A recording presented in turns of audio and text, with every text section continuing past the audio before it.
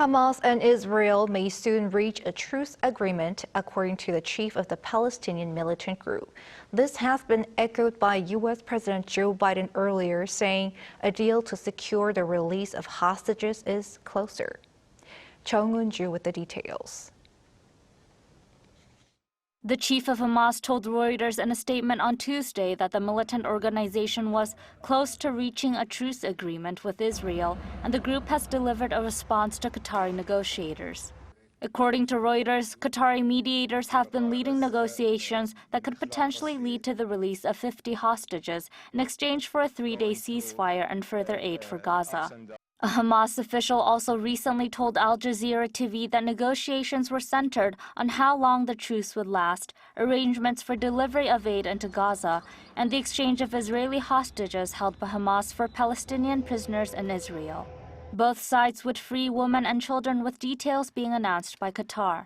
Around 240 hostages were taken during a deadly attack on Israel by Hamas on October 7th. The ferocity of the attack, which killed around 1,200 people, prompted Israel to invade the Gaza Strip.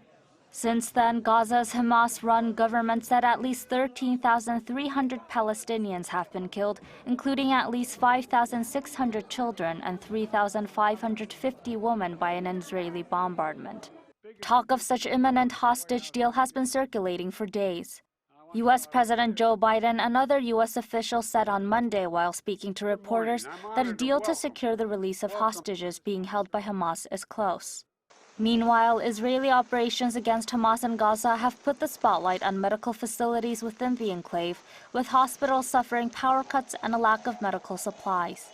According to health officials in Gaza, at least 12 people were killed at the Indonesian hospital in northeastern Gaza on Sunday night after it was hit by artillery rounds. The IDF says it took action after being fired upon from the facility. 28 prematurely born babies evacuated from Gaza's biggest hospital, Al-Shifa, were taken into Egypt for urgent treatment on Monday. Jeong Eun-joo, Arirang News.